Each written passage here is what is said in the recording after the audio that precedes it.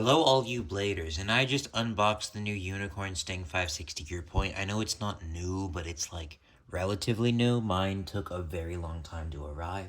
After some test battles, this thing is like very good. Unicorn Sting has solid stamina, great defense, and when it hits extremely hard. Plus, near the end of battles, it's gonna wobble and knock the opponent off course.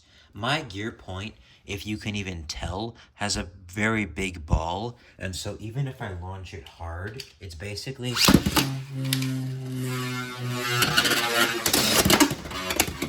well, at least on a balanced combination, like let's say I just use drawn sword on gear point, it's gonna stay in the center. Right? Like that bit right there is gear point. So basically my gear point has a ball and the ball is very big, so it's not as aggressive as my point.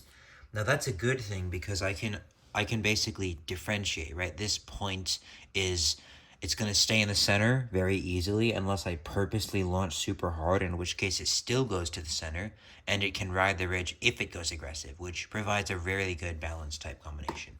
But then there's the normal point, which goes crazy anyway, and I guess is better if you want to go more aggressive with the combination. I do think that I'm going to prefer gear point mostly because of just the fact that it's geared, so it can provide the same attack patterns as point if I decide to launch hard, but it has the added benefit of staying in the center, which my original point never did. Plus, because of the wider circumference, it's not going to self KO. And so with that, I basically am just going to use Phoenix Wing 560 gear point, and it's going to absolutely destroy things because against the attack types, it's weight and high burst resistance because of the thin chassis, short chassis. Gear point is a balance type bit, which attack type and balance type bit have the extra thickness of the diameter here, which makes it burst resistant. So this thing is not bursting. It's extremely heavy, and because of how safe it is, I doubt it's going to get knocked out. It has very good stamina, and it can go aggressive when I want it to. It's the perfect combination, nearly. And so I'm basically going to put it up against three combinations of different types, being a bay going for outspins, a bay going for knockouts or extreme finishes or bursts, and then a bay that kind of combines the two, which you might not know is Unicorn Sting 460 Tapered. Pretty good combination that I've tested. And so, with that said, the first combination, most exciting, is going to be Drawn Sword 360 Rush, attack type. And as you notice, this is mostly going to stay in the center and be defendable.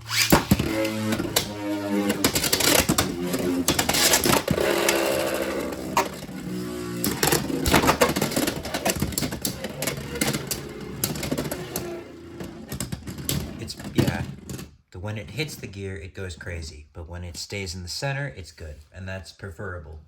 So that's 1-0. See, I can just launch it normally.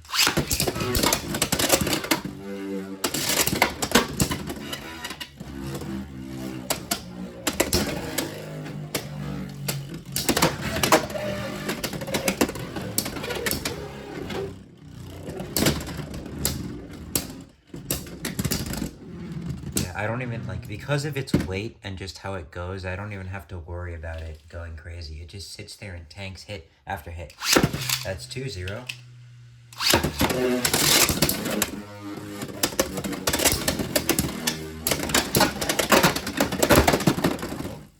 Well, that's a knockout for Drawn Sword, so that's actually 2-2. I'm going to launch a little harder with Phoenix Wing.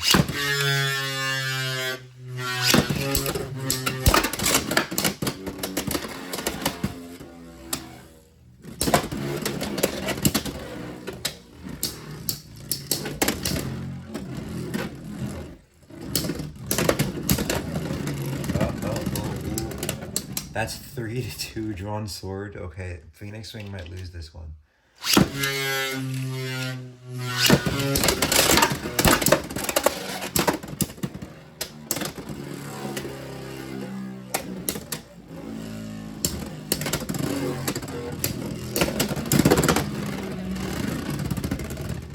That's extremely stupid. Drawn Sword would have gotten knocked out here. That's like Okay, we're gonna go to 7. Let's go to 7.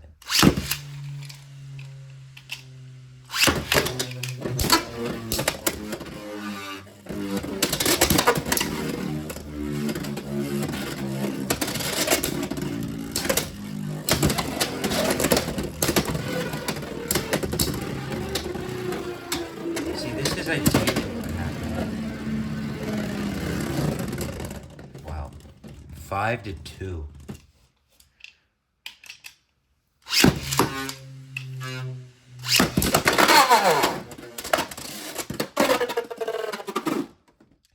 Seven to 2. Now, I figured this would do the best against the attack types, but I guess it's because of the fact that Gear Point is actually going to scrape and lose stamina, and against an attack type with such good endurance like this, it actually is a pretty bad matchup. But against most attack types, like Shark Edge, Knight Lance, whatever people are using, it's really not going to do that bad. Because, again, most attack types, drawn sword is not used among them. So let's just use a basic one just for like 2 rounds now. Just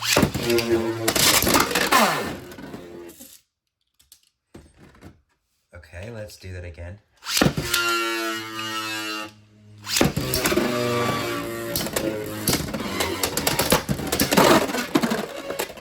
And that's a good round. 3-2. Let's go to 4 just to make it quick.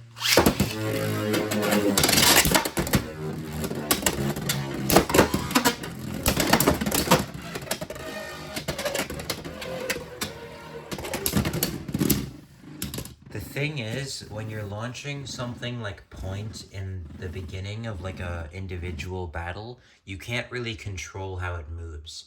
In an actual battle against someone using an attack type, you'd be able to launch aggressively and use momentum. If I launched aggressively first, it just lose all the stamina. So if I had someone else, I'd be able to better represent this matchup, but this will generally do good against attack types because of its weight and the fact that it can beat attack types being aggressive and still have more stamina, burst resistance, and overall grip than them. But that was not a very good representation. But the next one is going to be a stamina type, Hell Scythe. And so here we're just going to launch extremely hard. Because if we don't, this is just going to stay in the center and it's going to lose. Like, it's got good stamina, but it's not going to be able to beat Hell Scythe consistently. So we're going to go just, like, bananas here.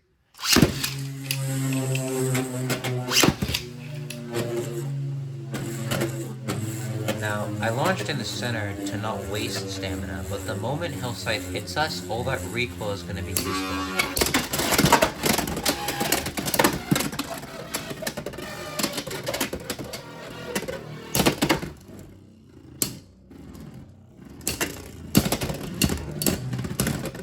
And we lost by stamina finish. That's funny.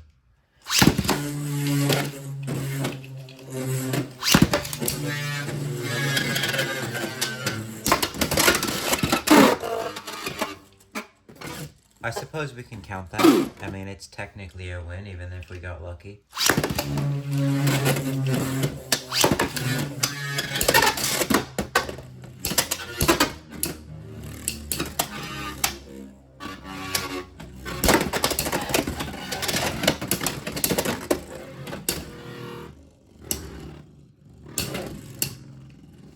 See, that's basically what would happen. It would just, like, go crazy, and because of how hard it would just beat it up. Now, that would be 4-1, but I feel like that's not really fair because of that overfinish. So we're gonna go to 7.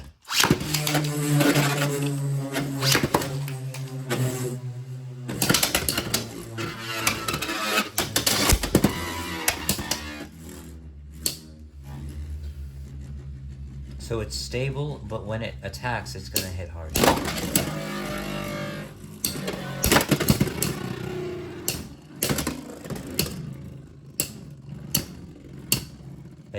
This might not be it for us. Oh, wait a minute. Okay, but, like, notice, like, obviously the Hell Scythe is spinning pretty strongly, but that's what happens with every XP at the end of it. if it had gotten more contact, it would have been very close, basically. So you can see how good its stamina is. But again, 4-2. We're just waiting for that first contact, second contact, third, fourth, fifth. There we go, there we go.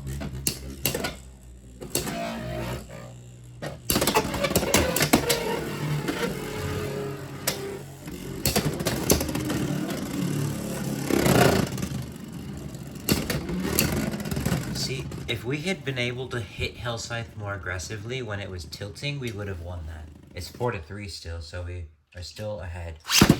But not by much.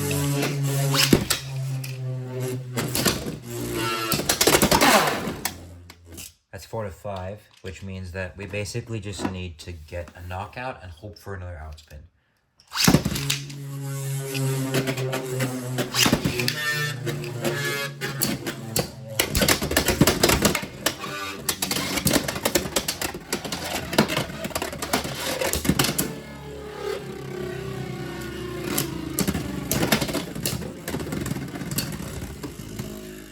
You know, maybe this isn't such a good idea, Phoenix Wing on gear point, because the idea with point is how aggressive it's supposed to be, and if you take that away entirely, this is basically just like a ball that scrapes instead of like an actual point bit, right?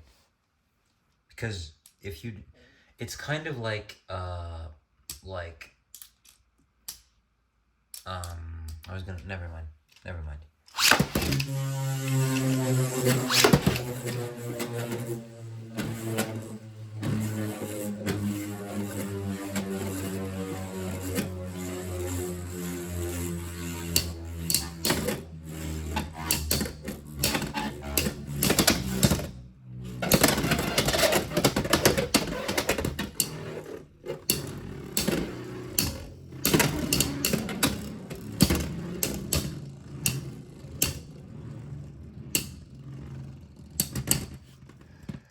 Yeah, this isn't, this might not be a good idea. Okay, well, Hellscythe wins that one, I believe. Even if it didn't, it's like, without that over finish, we would have lost pretty handily. The next bay is going to be Unicorn Sting on Tapered, which, honestly, it should do pretty well against this, like, no matter what, just because they're both essentially, like, balance types, even if, like, okay, obviously, like, you know, Hellscythe is not a balance type. It's a stamina type, right? For the blade, right? But when you classify actual combos, it makes more sense. But again, they're both balance types. It's just this one is off balance and aggressive and unstable. This one is like balanced, stable, and heavy. So it directly counters Unicorn. Plus it can counterattack, which Unicorn basically just counterattacks.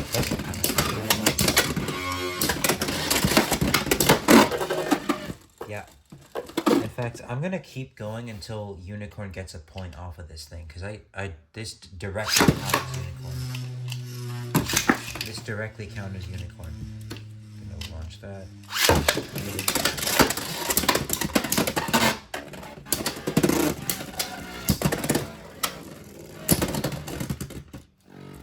This, like, directly counters it.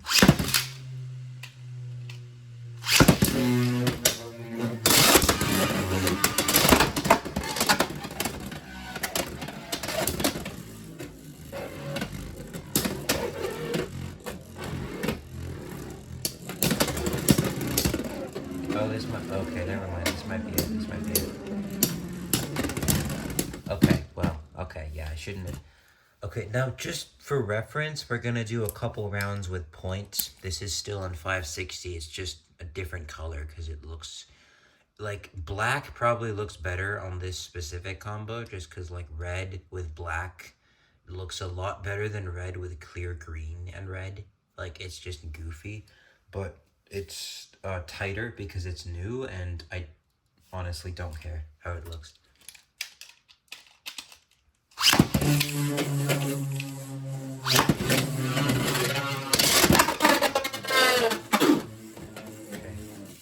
forgot how aggressive point was after that. Normal point.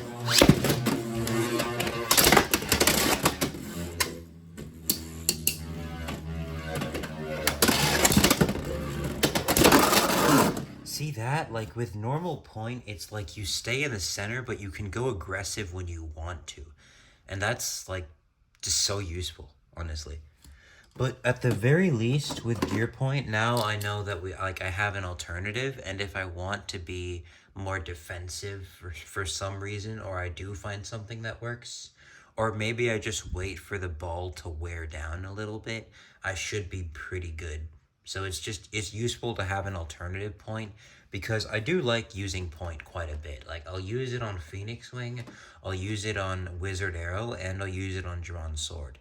So if I have a reason to, I'll use gear point and point in the same deck.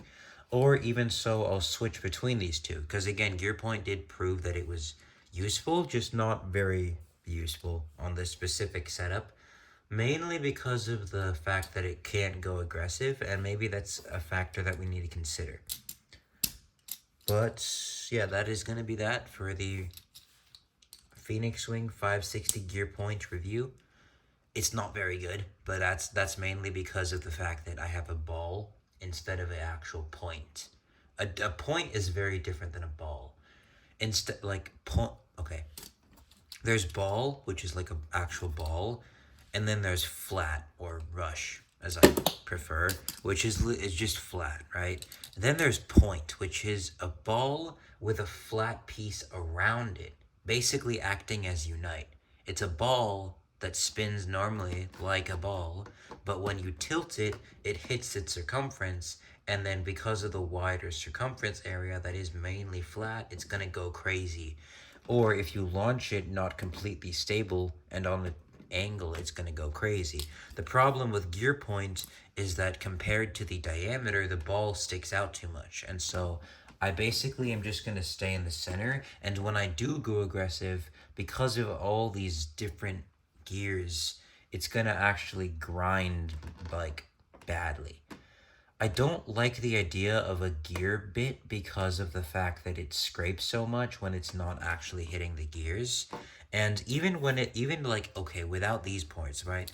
If it's like a normal point bit with just like shorter hitches, or with like rush, which is a little bit more customized, you don't need to grip the X-Ring. The X-Ring already accelerates because of your top notches here. You don't need to encase the entire bit in notches. I suppose that may help you actually, kind of hit harder, but it's really not necessary in most cases. So, yeah, I genuinely think this is not a really combination I should use, but that's again mainly because of its lack of aggressiveness, and if I can find something that compensates for that, it would work. But that is that, and thanks for watching. Don't forget to keep on blading.